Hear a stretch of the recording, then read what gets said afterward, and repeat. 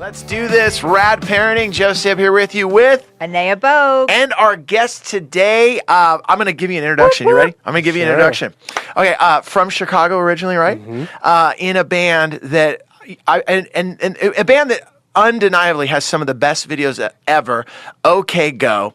The newest video with you guys in the airplane. I got to talk to you about that. Yeah. Sure. He's got a 4-year-old son. Lives in Los Angeles now. Make some noise for Dan Konopka. Yeah. I love your name, Dan Konopka. It's good to be here. Yeah, we're really appreciative, especially since this is not only a like, ooh, we love you so much because, you know, you are who you are and you're doing what you're doing, but I'm so excited to talk to you today, given that you're also a parent and dealing with stuff that there's other parents out there dealing with for sure. So. Oh, yeah. The best thing about this, Anea, is that Dan and I are friends from another show that we did together. He did a Side One Dummy Storyteller show, which was awesome. And when we started doing Rad Parenting, I, had Dan on my list, and then he hit me up and said, I listened to your podcast, like to be a guest. Love it. Yeah. Thanks, Dan. Yeah. The best part, Glad to be here. The best part, too, Dan, is, I want to, first of all, OK Go from Chicago, been around for a while. Yeah. And the best thing is you're known also, great music, but your videos. Yeah, the Grammys have been involved on videos, right? Yeah, we won a Grammy. Yeah. Nice. Look at that how little low key. thing. Oh, yeah, Yeah. we won one of those. Yeah, Biggie. Grammy, have that. Your whole existence in the music scene in Chicago, city that I love, so many great bands out of Chicago. The thing about today's show with having Dan on, when him and I got on the phone, and I talked to you about this, Anea, is with his 4-year-old son, he's at the beginning of the ride that you and I always talk about. Yep. He's buckled up, him and his wife, on the roller coaster of parenthood. And we started to talk, Dan, and you were talking about just, you growing up and then now being a father and some of the stuff that you're going through with your son, which we will go into. And today's show is going to be about setting up boundaries. And what Dan and I discussed is that, at least in my life, I always say to my kids, I'm not good at being the authority because my whole life I fought authority. Yeah. I've made, that's what I've done. Interesting how life works. So now being the authority, and then Dan said, with his 4-year-old, it's getting tough to draw a line in the sand because I never drew those lines. Yeah. Yeah, absolutely. Let's start with this. Growing up in Chicago, what was your parenting background like? What kind of household did you grow up in? Well, I'm the third boy of 4 kids. We have 2 older brothers, 1 younger sister, and I wouldn't say that I got lost in the little group of kids, but I don't know, I definitely enjoyed the fact that no one was really looking at me, and so I got to be a little bit of a black sheep. And so my older brothers got real proper jobs, and my younger sister went through a really great school and married a really, really great dude. And I was able to be a rock drummer, and no one really, I was like, Dan's doing his thing. And I was like, yeah, I'm going to just skate around everyone's eyeballs and follow this pursuit that was, 1% chance you're going to do it. And, 26 years old, we get signed to a label, and everyone thinks that I'm in a big rock band, and all the bills are getting paid. And so there was definitely a sort of state of identity that sort of froze for everyone around me and froze for myself. And that particular place had been totally fractured by my son. He came into the world, and it was no longer going to be dad as the rock star. Got it. I hope I'm making sense. No, I think what you're saying is, so you had been sort of the center of attention. It was the center of my universe. Right. And all of a sudden, no more. And everybody was like, you're cool. You're doing your dream. You're doing what everybody wants to do. Let's not really look at, there was no real responsibility. And, I had to take care of, the bits and bops and things, but not until my son came did it really become okay, this is a critical, we have to make a shift. Yeah. I love your honesty. First of all, I just say I love your honesty. That kind of awareness as a human being, first of all, as a parent, is just so impressive. Thanks. Really. Well, it was I think even before he came home from the hospital, I knew something was going to be really different. The dynamic between my wife and I had changed. And marriage pre-kids, that's heaven on earth. I mean, I don't know how much time you guys spent being without kids. It's like it was like mojitos every day, like watch whatever show, movie, stay up late, party, Sure. do this. Can I ask you a question? Do you ever look back on that time before kids? I don't remember it. I literally sometimes say to my wife, and we were together forever, I go, what were we doing? I literally remember. Just I remember taking it for granted. No, I remember us getting married. I remember all of that. I remember we had a different place that we lived at. But then I remember we were like, we're gonna get a home, and then all of a sudden my daughter just showed up. Like I don't remember the time really in between. Mm-hmm. And when you say being in a band and I'm the rock star. I'm paying the bills by playing rock music. I'm the center of my own universe. I feel like really all parents can sympathize or understand that, whether or not they're in a band or not, because when you're first together, you really are, it's in your own little band. Your family is your first band, and mom and dad, a guy keeps using this analogy, is a singer and lead guitar player. It's really all about you. And then once the kids start showing up, it really changes everything. Game changer, for sure. Totally. It's a game changer. So your wife and you're having mojitos, you're hanging out, life is good, and then the band's doing well, you're winning Grammys, and then you guys say, wow, we're gonna bring a person into this world. And you notice before your son even shows up at the house, there's a dynamic shift. Oh, yeah. Discuss There's that. a disturbance in the force. Well, it was, the delivery was 12 or maybe 20, I don't know, 20 hours or something. And we were at Cedars, and it was like, well, do you want to stay here overnight? And I was like, well, yeah, I guess. But, there wasn't really anywhere to sleep. So I went home, which was instant number one mistake. I went home. And when I got home, I was at, the kitchen island going, oh my God, this is all going to be different now. And she's not going to look at me the same way. I have to do something. This is going to be a totally different dynamic. And, my brothers came in and were like, oh, you're going to have a kid. Like, get ready to be galvanized. And I was like, what the heck do you mean? He's like, you haven't done anything like this yet. Mm-hmm. This is going to really change everything. Mm-hmm. And it was nice to hear that, but I didn't really know what it meant until, after the first year of Cohen being here. And now it's, there's been a few years, and I've been able to sort of witness what I need to do, what I haven't done, what he really needs, and his limitations and the way he can express himself to get me to respond in a healthy way. So that's kind of where I'm at. Yeah, so it's interesting. So first of all, I think it's important to say that, and I'm sure that you and your wife weren't just on autopilot for the 9 months she was pregnant, completely clueless. Even when I think we're preparing, we know, there's this other person that's coming along. But no matter what anybody tells you, including your brothers making that comment, we can't know it until we know it. There's just no. I remember having my first daughter and being in the hospital the first night by myself. Everybody had gone home, and thinking, my life will never be the same. If I had a marriage that went sideways, I could get out of that easier than I can get out of this deal, right? Sure. So it's really, and you can't know. You can't know it until you know it. So I think that's really important to point out, because there's some people that would hear that or feel it and think there must be something wrong with me. Maybe I'm not built for this. Maybe you I'm don't too know what to selfish. expect. You don't know what to expect when the nurse. It was still all about my wife. It was still all about us. We went to the hospital together. All of a sudden, my daughter was born.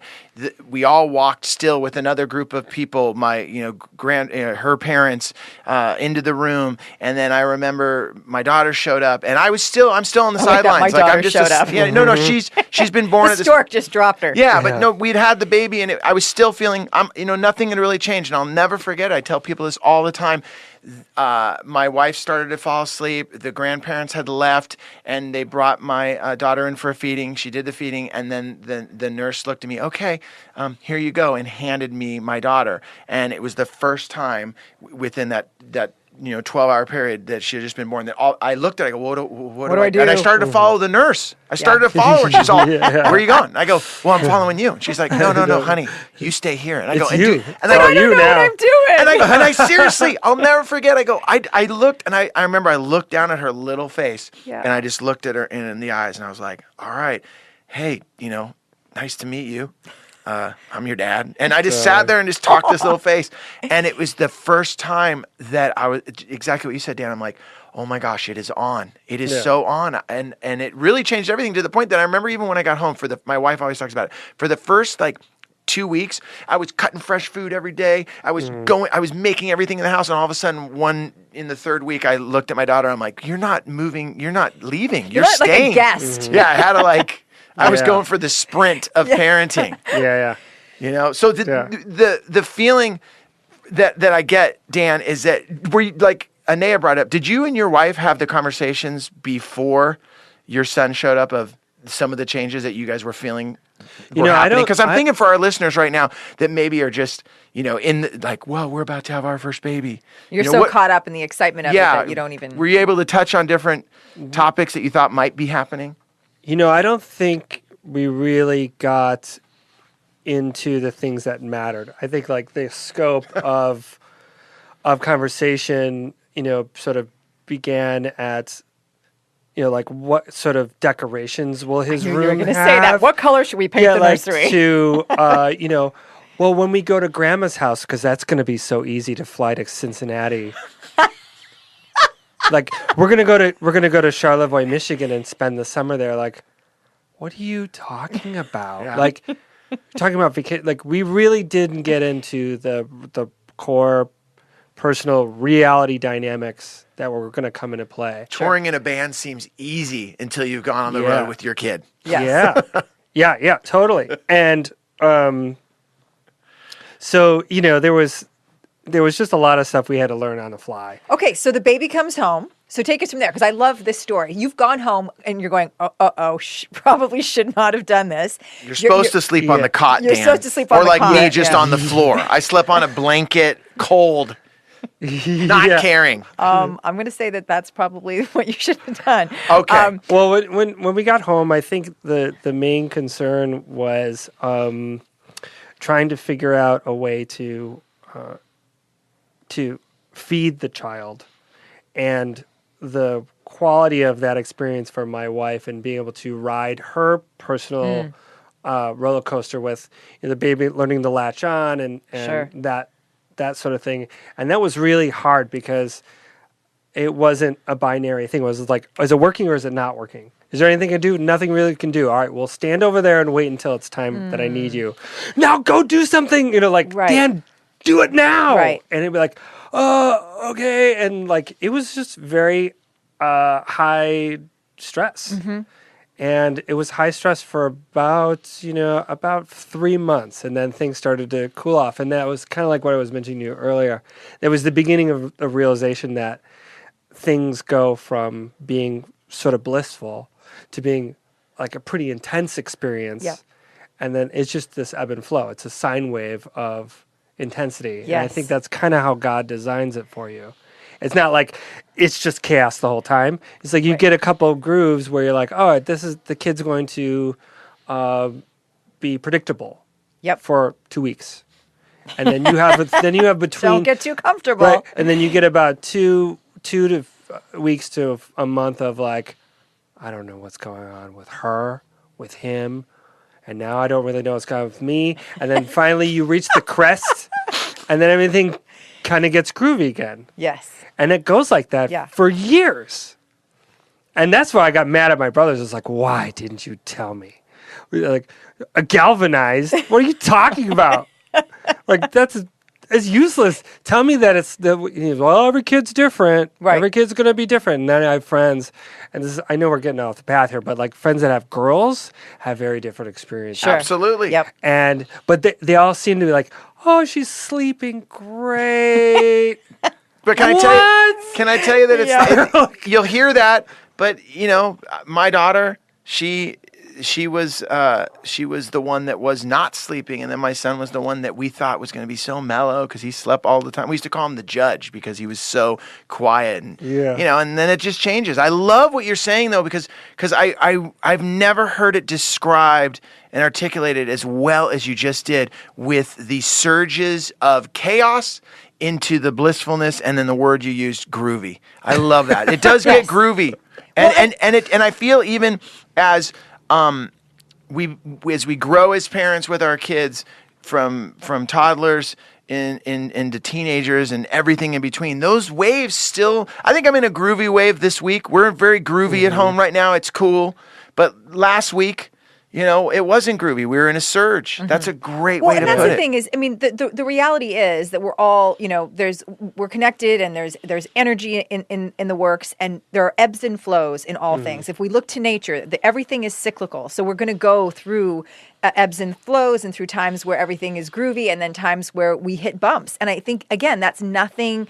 You cannot be prepared for that, because until the moment that you're experiencing it, you just don't know. You don't know how it's going to feel to you. I think it's really, I love that we're getting such a thoughtful, conscious perspective on being a dad. For you to say, I wanted to be there for her, and I didn't know what was going on with her from one minute to the next. I didn't know what was going on with my son from one minute to the next. Dan, when you and I talked, the word that you used, you said, for the first 2 years, I felt like a statue. Oh, tell me about that. You said you felt like a statue. Do you feel like you were just kind of on call, or? Well, it was just the statue metaphor is like, I didn't have any assets to bring to I had no skill set. What I should have been doing is reading the books. Although, while I watched my mother-in-law and my wife read the books, they felt misled, or just like there was an incongruent message. Like they weren't getting the results from the books. Anyhow, I should have been reading the books. Woulda, shoulda, coulda. But I stood there and was just trying to think of ways to help, and just never really had a whole lot of motivation to do anything but just stand there. I was like, well, what can I do? Help clean, do this, and I ultimately sort of ended up in the guest room because I couldn't help with feeding. And why would I stay in the king size bed and get woken up? Interesting. 3 times a night. Mm-hmm. So if one of us has to have slept so that we can be more functional during the day. Yeah, and I just kind of felt like it was just I didn't have a skill set, so I just kind of stood there and watched and tried to keep my composure and be like, I'm here for what you guys need, and. Nice. And, on the side, I'm going to try to, stay available to the band, stay available to my, creative dreams or whatever. Sure. And sort of apply myself to that. But, in the end, it was really a lot of me just, trying to make sure that I was available for my wife. Yeah. I honestly feel like we could do, 2 shows here. And the first half is, you just had a baby, now what? Because this is what we're covering. Because what I want to ask you is, what, in terms of the way that you and your wife were communicating through that, because you've been married for 20 years or something, right? 10 years. 10 years. Okay. So 10 years.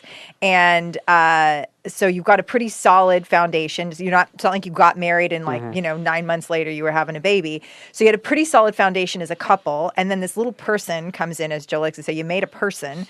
Yeah. How did you manage to get through that in terms of you saying, okay, so I'll go sleep in the guest room? Was she cool with that? Did she come from that place of at least one of us needs to sleep? I've got this. You can help later. Well, I think that the blissful pre-baby marriage, there was, only a certain amount of rungs in the ladder of the communication that we really needed. We only needed a step stool, so to speak. And when the child came, we should have had a full ladder to get to the ceiling. There's a lot of things, and we just didn't have those things in place. We didn't have those rungs there. So when you got to the top of that step stool, you're like, we're not communicating. We really are in recovery for communication right now. We're trying to, now that we can actually experience a pretty understandable flow of communication with our son, we can actually take the time to really communicate with each other. And we're not pros yet. We're still putting together. And I think, to go back to your other episode, the date night thing, like we didn't honor that. It was one time, I think Cone was like 1 or 1.5 or something, and there was a car accident down the street. A car, it's weird, down the road, it flipped over. I don't know what happened, but there was cops everywhere, and I walked outside, and my wife and I lived in sort of an unusual, like, Japanese-style home, and so the police officer was really curious about the home, and I had my son in my arms, and, I was just like, well, let's go look at the cool cop cars lights. And he was like, oh, that's a beautiful home, and is this your only son? I was like, yeah, and he's like, well, I've got 3 kids under the age of 3 at home. I'm like, wow, are you crazy? Seriously? And we got into sort of a deep conversation about it, and he's like, look, and I was like trying to get to like, how did you survive that? How do you manage? He's like, the trick, this is one thing nobody told me until recently, and I want to make sure you know this, is that it's more important that you love your wife more than your kid. And I was like, I don't know what you're talking about with my kid, my arms, and he's like, think about it for a while. At this time, don't worry about your kid. Love your kid. Yeah. Like your kid. Take care of your kid. Don't starve your kid. Do the things course. it needs. But it really is going to be okay. What you really got to do is love, love, love your wife. And it took me, I really hit home. I'll never forget that day. But it took me a few months to realize, like, wow, this is how I've been messing up. Man, while you're saying that, that's the first thing I'm thinking. Just like that, what you just said right now. I'm like, wow, I've never heard that before, and my brain is love your wife more. I've never even thought of that. What's interesting is love more. Like you grow up, you ask your mom, like, do you love me, my sister, more than you? Yes. No, I love you all the same. I love you all the same. I love you all the same. Yeah. No. Love your wife more. Yeah. And that sort of changed. Like I was like, how do I get? And now I think I understand. It's just like you have to give just plain more, and because they're doing something that's. Well, and it's crazy. The foundation. I mean, that's what we've talked about. Like in the date night episode, we have another one on being a unified front or whatever.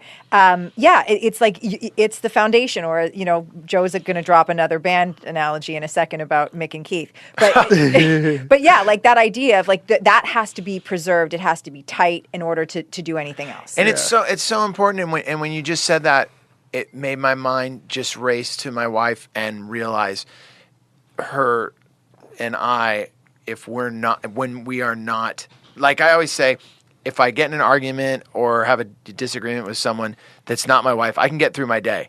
But if I get in a riff with Karen, my day isn't. My day has to. I have to repair that, and it makes so much sense hearing that officer say to you, like, you got to love your wife more. But we're almost taught, I love my kids so much because you've made these people.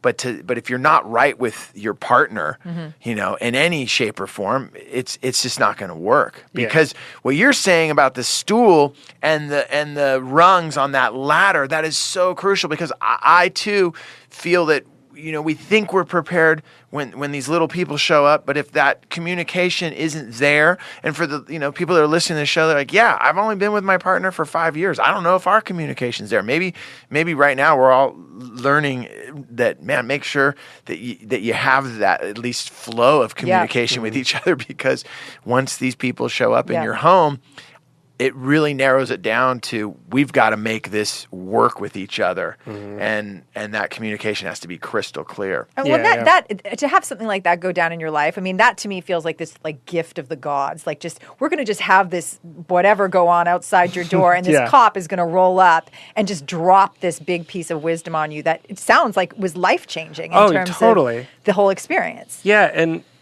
the way it's spelled out, like. It was just like coming from the guy who's like to serve and protect. It was very like kind of Norman Rockwell or something. Like a police officer gives you this nugget of truth that, like, when I talk to anybody about having their kids, that's like, I have to make sure I say this because it really does. It does make a difference. Yeah, absolutely. And to get those extra rungs of the ladder, you're like, how do you get better at communicating? And really, it's I don't know what the word is, but it's you just have to be quiet and listen. Like, I realize that I so often, like you said just a moment ago, like, if somebody gives you a problem, you can be like, whatever, that guy's like, that doesn't matter. But if Christy has a problem, it can roll with me all afternoon. Oh, absolutely. Yeah, it's the center of your world. And you're spiritually connected, though. Yeah. You know what I'm Yeah. saying? You're spiritually connected. I feel you make a human being with another person. You are connected to that person for the rest of your life. I truly believe that. That's why I know when things aren't right with my daughter, things aren't right with my son, things aren't right with my wife. I feel that all day long. I can't get through my day until we have the conversation too. So one of the mistakes is that would happen with me, because it would be like, stick to your ribs, this argument or whatever. And what I would do, my instincts, and I think this came up from being a rock musician and a drummer and being like on a stage and stuff, is that I would instantly try to fix it, try to fix her problem, try to fix the problem. Like, even if all she was looking for me to just hear her, Yes. and just let it go. Yep. And it took a long time for me to learn that, and it's a weird thing, because it's not about communicating so much as that you're having this back and forth, but it's really about listening, and there's a lot more. You're going to get a lot more skill out of just shutting up. Just shut up and listen to her, and don't try to fix it. Right. Sometimes it just needs a place to land. It needs a safe place to land with a compassionate ear. And, Joe and I have talked about this before, related to how we raise boys. And that, even if we talk about the fairy tale programming, we tell boys from the time they're little that their job is to sweep in and fix and be the problem solver, be the hero. And so, of course, that's what whether, you gave the, being in a rock band, but I'm telling you, my experience is just being male and the programming that you go through as boys. And if you just knew that little bit, it would actually be easier. You don't have to put all the energy into problem solving. Just be quiet and just give it a safe, compassionate place to land. I think I'm totally that dude. I mean, obviously we share being, Because you're a dude. I think it is. I don't think it's band, singer, drummer. I think it's just, I want to fix it. I want to fix it. And you think so much in your heart, you're doing the right thing, Right. but it's not at that moment. It's like, and it's so hard. Even doing this podcast, how many times do you look at me? I raise my hand before I talk. I did do that. My dad just listened to the show for the first time. He goes, "You know what I like about it, Joe? You shut up. You know when to shut up. I love it. I love you let Anea and the guests talk and you be quiet. So good. And once in a while you do that thing, you jump in. I know you got to do that. But anyway, I love when you're quiet. I'm like he loves the podcast when I'm not on it. Please, let's bring your dad in. He's already Let's agreed to bring be your on the mom show. in. He wants to do it. So you're a statue for the first 2 years, Yeah. kind of like let's call it in a state of paralysis, like wondering what to do. I've never been here before. I'm in foreign territory. I want to do the right thing. I just don't even know where to begin. Okay, so then what? Then what changed after, like, because you're the one who's indicated 2 years as what shifted at 2 years? Well, I think Cohen started to get a sort of more of like a tangible ability to play, and I could play with him, and that's sort of brings me to what we talked Where about. we're at today. Where we're at, which is I transformed into a Disneyland dad. Have we ever heard that term? Yes, we have. Like a Disney. Ooh. Yeah, well, although I want to clarify that a lot of times we refer that term Disneyland dad often refers to dads who just get their kids on the weekends and it's just all fun and games. But you're saying it in a slightly different way in terms of just like you're the fun parent. Yeah, and it's one of those things where you in a relationship sometimes, and I'm no psychologist, but like I definitely am aware of, like, if somebody has a very bold personality, the counterpart will be softer. Yes, right? sure. And so our little yin and yang at home is as we started to take these roles of, my wife is a disciplinarian. I was the imagination guy. And so like anything was a toy. everything was a fun concept. There was no other foot to drop ever. And just in the last 10 days, that dynamic is changing, and it's very uncomfortable for me. Okay, so tell me how it's changing. Well, my son is now mingling with other kids in, preschool or whatever it is, nursery school. Yeah. And he's catching these sort of wild hares, like sort of this bold kind of places where it's not like, hey, Dad, it's you and me. It's just like, Dad, I'm me and I'm a minion, right? Like, I've got minion now going on. You're like half Konopka, half minion, and you don't get it. So while you're trying to make me lunch, I'm going to just go right up to the back of you and punch you right in the bottom. Wow. Like, start tagging you and just being a minion. Mm-hmm. And you go to the preschools, and they're little minions. They're like the kids in this age, or even the girls. It's like, they're all like, and you're like, whoa, I can't believe this.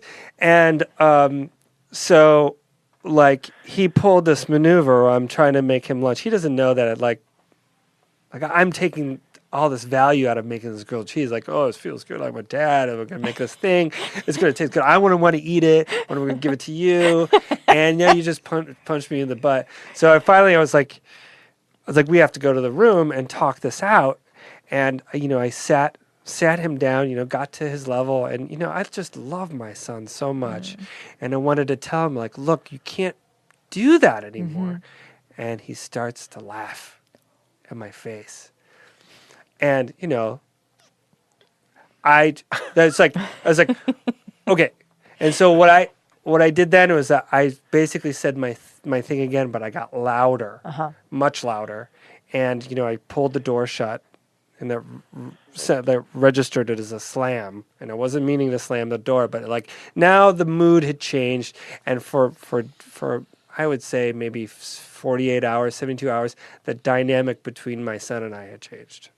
Because you were suddenly stepping into the disciplinarian role. He went from Disneyland, Dad. Yeah, and it's not computing with your son because his clear and consistent experience of you was as his buddy to have fun with, and he would have a different way of behaving with his mom, who he also had a very specific experience with. But what he has not had is, mom and dad are both gonna set boundaries or guidelines for me, and I can also have fun with them, probably in different ways, because I'm guessing that your wife has a different way of having fun with him than you do.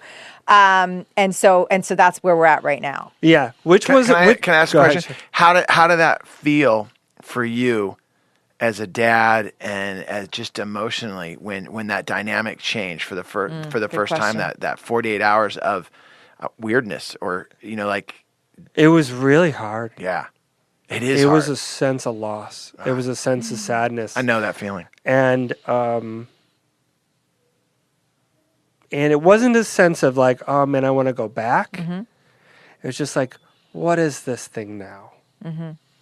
And, like, I want my son to be well-rounded and to have a dynamic interpretation of his parents and the world he lives in. And I knew that, like, there was just something about it that was sad. And he didn't act out after that, but he definitely approached Mom in a much more like, I want to be with you, Mom. And like, I wasn't getting the run into the living room, Daddy thing. And I was like, okay, well, I guess I could talk about this with my counselor and talk about this with friends and get through this. And that's why I'm here. And that's why I agree. Like, this is real. Yeah. This is not, This really happened. This is really happening. This happened 10 days ago, Yeah. 7 days ago. Yeah. You're in it right now. Yeah, so I think it's interesting because it sounds like, and not to get too psychoanalytical, but it does sound like and this is what our kids do to us, right, is they push buttons inside of us that are part of our own life experience. So, for example, I see all the time that when I deal with adolescent girls, moms will, for the first time in like 20 years, start to be pulling up old wounds from their 12, 13, 14-year-old years that have been sitting dormant because they're interacting with their children, people that they care about more than anybody on the planet, and that's bringing those old wounds to the surface. So there could be a bunch of like just layers and layers of stuff that's connected to your feeling of sadness. Sure. But in addition to that, I think it's important for us to know as parents that those moments of setting boundaries, of saying to your son, you can't do that. Like, one, because it's not cool with you in that direct, like, one-on-one interaction, but also because you don't want him running around, like, just thinking that that's a way to either get attention or be silly or whatever. And I think what we forget as parents, and what I've seen both as a parent and as a professional, is kids actually want those boundaries. When their parents who have this balance of, I know dad loves me because here are all the ways that he shows me and I feel, warm and fuzzy inside when we play or when I'm sitting on his lap or whatever. But he also tells me where I can and can't go. And there's a sense of safety in that. Not just the literal, like, I might step over the ledge, but also there's somebody looking out for me. Yeah. Because I've also talked with adults who had parents who were very absent, and they will still be recalling stories in their 30s and 40s and 50s of like wandering away and finding themselves not knowing where they were and going, is anybody going to notice that I'm missing? So that sense of just like dad and mom care enough about me to, even if they're not processing it at that higher sort of intellectual level, there is a sense of safety. And I think if we can remember that as parents, we'll be more inclined to set healthy boundaries and show them how to set boundaries for themselves in our modeling than just letting it be a free-for-all and hoping for the best. I want to add one other thing to that. Sure. That particular thing is just as front burner as like, I don't know how to tackle the concept of setting boundaries for Cohen. And when I had to take him aside, I was like, I'm doing something. I don't really know what I'm doing. Yeah. I don't really know how this I is guess going I'll to just pan fake it out. and hope for the best. Yeah. But all I know is I can't make the grilled cheese and feel that feeling and feel like I know I've got to stop this. But I had, up until that point, I had no desire to be in that business. Chrissy was doing a fine enough job. Like, I'll turn on Rescue Bots and laugh with him. Sure. I wanted that. I want that gig. Yeah. And that's the drummer. That's the rock musician. That's the party guy. That's like I said earlier, like, this is a totally new change of guard here. Yeah. And like, it's really, I'm thirsting for information. Like, how is it going to show up again? Because we got 2 weeks to 2 months, and we're going to get that wave again. Yeah, sure. That sine wave is going to go to the top. We're going to get the apex again, and we're all going to be in hysterics.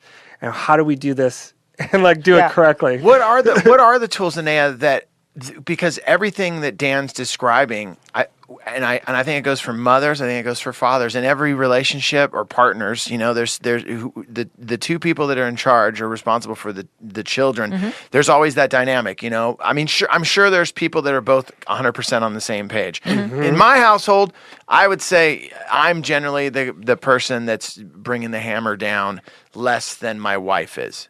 But now because we've had a longer period, we're definitely both on the same page of understanding when we both need to be that unified front. Yeah. Dan right now is in that place that we've all been in where, like you said, you don't want that job. I do this job. Yeah. How does he begin to walk down that road? Because of everything you just said, of the structure, and that kids want that, and that there needs to be boundaries. How does Dan begin that part of the journey of a father doing that? Right. So I think the first step is what I've said in terms of being invested, right? Knowing that what you're investing in is helping your child actually, because we all want our children to grow to be healthy, whole, independent human beings out in the world one day. And so first of all is reframing. I'm not being mean. I'm not being cruel. Right. He's not going to like me anymore. And saying, this is part of my responsibility and part of what I actually want to be able to do for him, so that A, he feels safe and he knows like I've got him, and I'm showing him how to move around this new world, this big new world that he's in. And secondly, that it's going to make our relationship healthier in the long run. So that's the first thing is getting invested by reframing what you're doing. The second thing is I think that it's hard for us, especially when our kids are little and then we're sort of forced into it as they become adolescents, is to recognize them as like human beings. And I think if you can to me, the easiest thing is to call on my own personal experience. And I don't necessarily mean like how I was parented per se, but how I as a human being best respond to boundary setting. So I think that our inclination, in large part because of generations of parenting where it was just like, I'm going to bring the hammer down in this like, authoritative way. I don't really believe, especially as we are giving birth to children that are more and more conscious and there's just a different set of like experiences of the world. I think that we have to always start with, I'm going to speak to my child the way that I would want to be spoken to in order to garner the response that I want. Right? So first starting with like, dude, we need to talk about why that's not okay. So Dan can do this in the way that Dan would do it. Absolutely. There you go. Absolutely. So in terms of like, because I think that a lot of parents are like, I don't know where to begin. Like, I've never done this. Like my parents totally screwed up, or, my mom wasn't around or my dad wasn't around or whatever. And really, I think that if you know that it's all, maybe it's not all inside of you, but there's a lot of it inside of you, just in terms of basic human interaction and what would I be most responsive to? And then going from there, because you know what? He's not you, which we've also talked about at length. He's not an extension of you.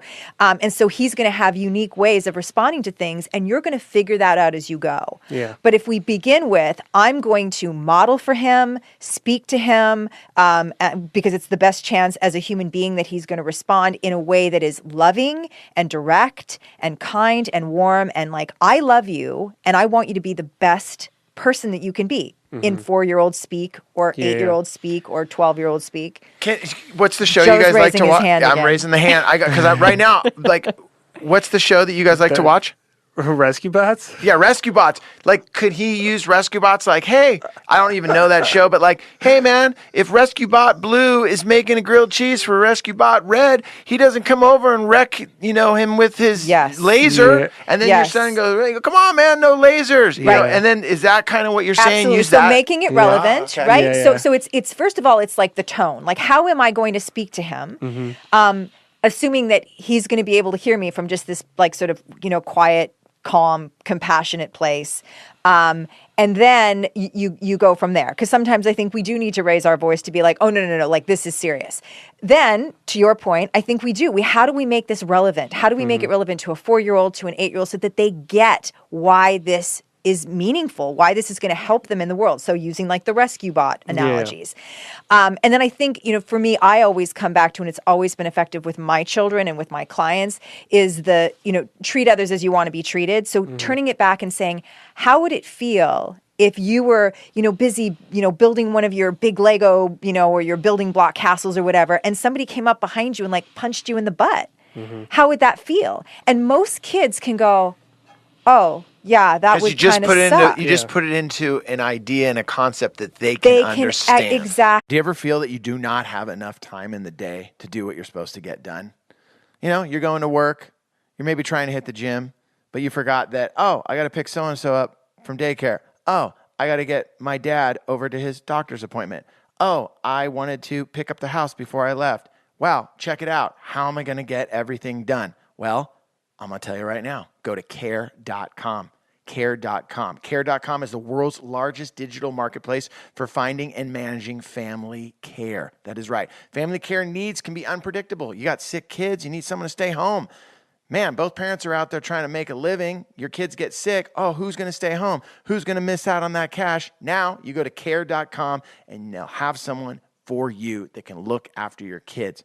Don't stress your life away. Seriously, most working parents worry about their kids every minute of the day. You're more at ease and more focused when you know your kids or your parents or even your pets are well cared for. Best part is this, care.com provides access to a variety of background check options you can purchase to help make sure that you're making the best hiring decision. That's my favorite part right there. They're letting you know there's a million different things for you to check out on the background check options so you know who's going to be there with your kids or with your parents, or with your pet taking care of the situation. Care.com. Check it out now. If you go to care.com right now, You ready for this? To save 30% off care.com premium membership, visit care.com/rad parenting when you subscribe, and you're going to get 30% off. Like I said, the world's moving a million miles an hour. You just want to take care of your kids and all the responsibilities. Let care.com help. Exactly. One thing I want to, because I think this is all really good, but one thing that I get concerned about, and it does put me into a slow motion in terms of how to react to these things, is I'm afraid that if I turn the corner on him, that he's going to experience some sort of shaming, or I'm concerned about the severity of experience he's going to have if I go, you can't hit me in the bottom. Why did you do that? Or like posing this thing to a question of like, I don't know what's age appropriate. Yeah. And I have no experience in it. And that's like, shame on me. I didn't read the books, but so many people that are listening right now didn't read the books, including me. Yeah, exactly. And I know that there are certain things that can sound like shameful things, and certain things that would roll off my tongue that would just be like, it would be okay for me to say that to any other kind of adult, but to say something in him, and that's a very much now kind of thing. Like, I don't want to discipline him, but it actually do harm. Right. So I think that if you are speaking, and this brings it back to how would you best respond to somebody speaking to you? So if one of your fellow band members, you were recording or setting something. up the drums, yeah, and just it just comes over and punches you in the butt while you're setting the drums up. How would you say? What's your singer's name again? Damien? Yeah. What would you say to Damien? They're like, how would you want it to be spoken to if you did that to Damien? Let's say you ran up behind Damien, you took his beers and threw him off the stage before you went on stage, and he's like, Dan, what are you doing, man? How would you want it? I think that's what you're saying. No, totally. But I really am. But because I think whether you are 4 or you're 14 or you're 40, there is a tone. So shaming never works, in my opinion. It may stop someone in their tracks, and it will ultimately build a distance and a resentment and nothing healthy. So, and the other thing I want to say is that even when we do, because we also are human as parents. So if our first inclination is like it's sometimes when somebody drives you with a fist in the butt, that you might turn around and be like, dude, you can't do that. You can always go back, because there's a teachable moment in saying, I'm sorry that I yelled, but it hurt, and Daddy's going to try not to react that way, because I know that didn't feel cool for me to like snap at you. But here's the deal: repairing the rupture. Repairing the rupture. That's what it's called. Repairing the rupture. And again, parents should not be afraid of that, because it teaches our kids more about. We all are human, and therefore we are all going to make mistakes, and you can always go back and say, I'm sorry, take responsibility, change the behavior. And if our kids can't see us doing that, then it's all just lip service. So it's actually a beautiful opportunity when we do make mistakes and have to go back. So to back up for Dan and what he's saying, which I love, he's already aware of the shaming aspect. It's not, hey man, don't punch me in the butt, because if you do that, you're going to grow up to be stupid, and you can't make grilled cheeses anymore. And then or when, like you say, you throw your singer's beers off the front of the stage. You don't throw them off, and then he yells at you and says, "I don't like the drumming on any of the songs on the first record." Right, you're like, totally. "Wow, now you tell me?" That's shaming. That's something that's going to stick with you. So what you're saying, which Dan can take away today, is speak to your son the way that you'd like to be spoken to. If you punched someone in the butt right now, so many people are like, wow, how many times is the grilled cheese and getting punched in the butt? That's the title of this episode.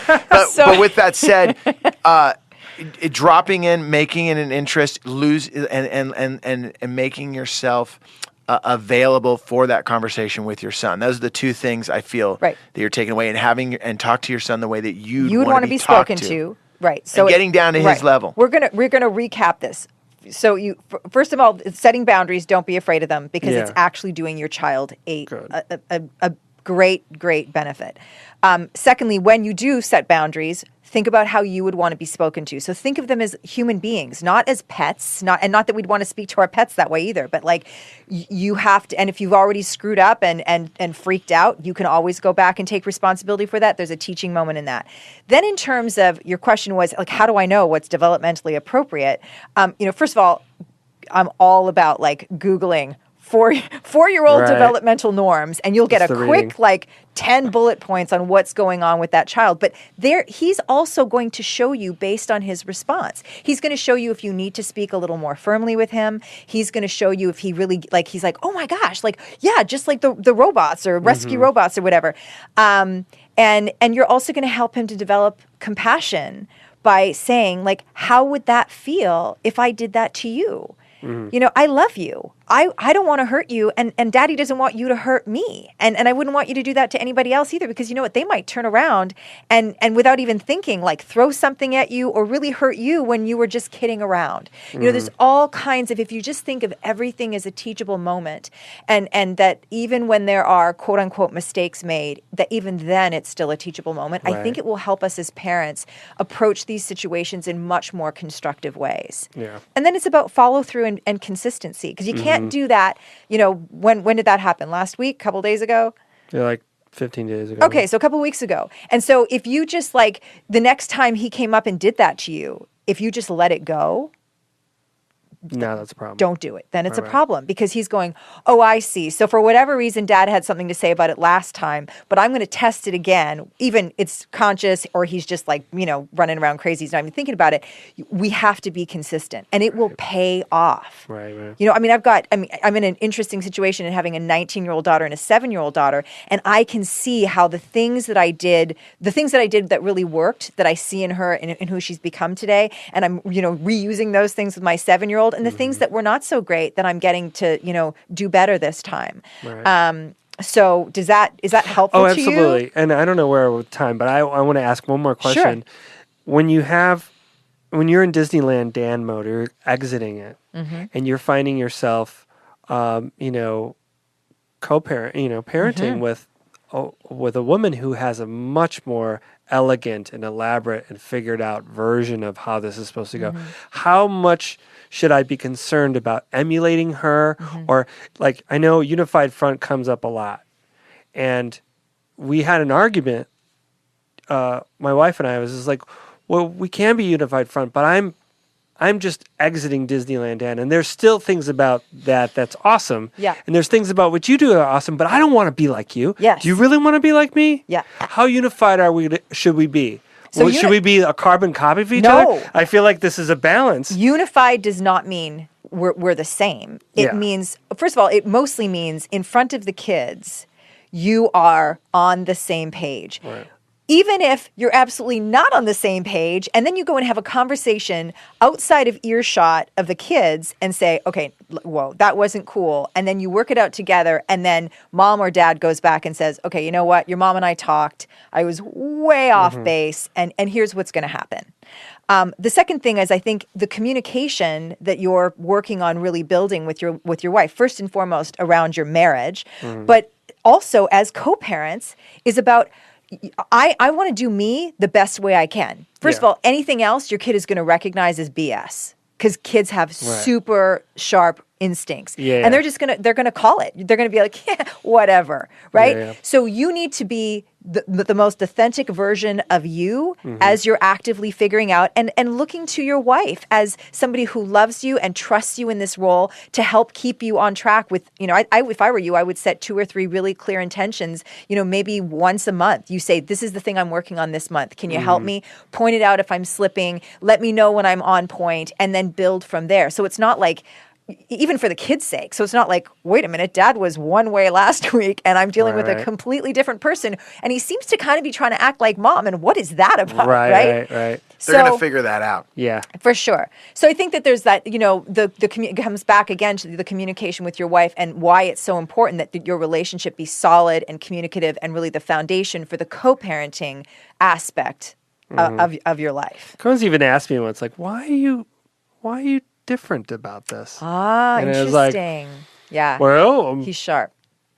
I don't know, son. I pick up those Pick up those robots. But at that moment, Like, I know at that moment, because you just said, Anea, every moment is a moment of possible teaching moment. Teaching moment, Yeah. yeah. At that moment, is it okay for Dan to say to his son, "Hey, you know what? You know why? Because I am kind of learning that maybe we gotta.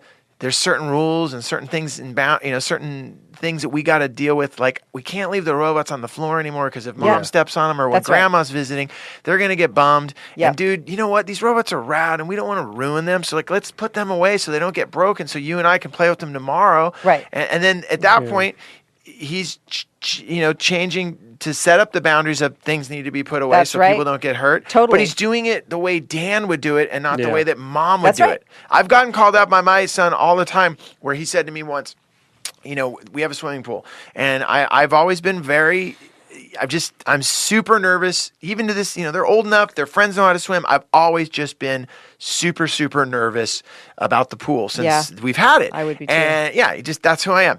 And to the point where like, even my wife will make fun of me if we have kids over because I literally sit near the diving board and I'm lifeguard. I just sit there and I watch everybody and they're going and they're right. Hey guys, no running over there. Hey, whoa, nope. Hey, whoa, don't pull on someone when they're underwater. And I've just been that guy. And at one point I remember it was 4th of July and I wasn't that guy because I got a lifeguard. I was like, it's 4th of July. I want to enjoy myself. Right. We're going to be barbecuing. There's going to be a lot of people here. I'm not going to be that guy. And also, I got a feeling that everyone's tired of me being that guy. And also. And you know what? My son, and this will make you feel better. Your son's 4, my son's 11. You know what he said to me? He goes, Dad, on 4th, I want you to be 4th of July, Dad, all the time. You were so fun. You were letting people run. Kids were jumping out. And I was like, he's like, why can't you be 4th of July, Dad, all the time? Because then it's September. I'm driving him to school, and I'm like, hey, don't do this, don't. Right. And I even got that from the opposite way that maybe your wife might get, like, Mom, I like it when you're more like a Disneyland dad, So it goes both ways. And I think one thing I took from today's show is every moment what'd you say? Every moment is a teachable moment. Yeah, that's if you make it one. I love that. For sure. And I think that, we just have to, I think we will raise whole, healthy, conscious human beings if we are being whole, healthy, conscious human beings ourselves. Yeah. And that is what we are showing them, both in terms of just how we move about the cabin and also how we are guiding them to move about the cabin. And I think just to your point, Joe, about, the little how to handle the robots as an example, is I think that when we can take the time, and it won't always be the case because we got to get out the door to school or whatever, but whenever you can take the time to say, here's why we're doing this. So that it's not just some arbitrary, you're just making rules for the sake of making rules. And our natural inclination as human beings is to be nope. So, so I think there's tons of, you're doing so many things right. And just seeing what a conscious human being you are is just such a great starting place. Your desire to want to learn more. I think that's all we need is a desire to learn, a desire to be conscious, and a desire to do right by our kidlets. And Dan, I got to ask you, I know that a lot of us and the people who are listening today are going to think the same thing. Would you be willing to come back and check in again on everything and the progression and everything? Because it'd be neat to, after today, some of the stuff that Anea and you talked about, and once you put it into play, maybe you could come in and just give us a recap of all right, this did not work, right. Or I saw a difference, and we're moving in a direction together as a unified front. And my son now, I can make a grilled cheese without getting kicked in the ass. And I can set boundaries and not feel like I'm ruining my child. Yeah. Are you cool doing that? Absolutely. That'd be awesome. Awesome, Sure. man. Dan, I really appreciate you coming in. Nice to be here. And really great. I learned a lot. Did you really? Oh, absolutely. Yeah. I was on the way here, I hope that I knew I was going to get something out of it. I was I hope I can hit on some of the points that have actually been an issue for me. We're talking in the last 2 weeks kind of stuff, and it's awesome. The term that you used when you and I got on the phone, I wrote it down, is you wrote some of the things you said. I can't say no. I haven't ever had to draw a line. I wrote this down, and then I go, well, how is it at home? And he goes, it's a crisis. And I go, oh my gosh. Thank you for coming in to talk about your crisis. And I'm excited for you to come generous. back. And you know, it's funny, man. I learn something every time I sit in this show. And just what we learned about every moment being a teachable moment. I love that. That's what I'm taking from the show. Dan, I want to thank you so much for taking the time to come in. I can't wait for you to come back and hear how everything progresses. Thank you. I got to thank everyone for all of the emails that we've been getting. Amazing. The topic emails have been awesome. People suggesting different topics, people asking different types of questions, wanting us to build different episodes around that. We are not only going to take those ideas that you guys have been throwing in, but we also want to start answering some of your emails, obviously anonymously. We won't say your name. One guy was like, my kid picks his nose all the time. It's a nervous habit. Can you do a show on that? I don't know if we can do a whole show on nose picking, but we can definitely try, Yeah. But most importantly, keep them coming, because we want to answer your questions during the show, and it's really simple. Just email us at radparenting@gmail.com. radparenting@gmail.com. Also, all the reviews that you guys have been doing, amazing. Thank you so much. I mean, that has just been awesome, and it's really gratifying, isn't it? We come here, we have so much fun. Getting to chat with each other and be silly, and then have amazing guests pop in every now and then, and we're getting these amazing reviews. So and thank you so much for the support, you guys, because like we always say, as much as it's our show, it really is your guys' show, and I'm glad that everyone's enjoying it as much as they are. We're gonna split. We'll see you guys all next week. My name is Joe Sib and Anea Bogue, and we got our friend Dan Konopka. And let's all say Konopka. Konopka. Like we won something. Konopka. Konopka. Rad Parenting. Later.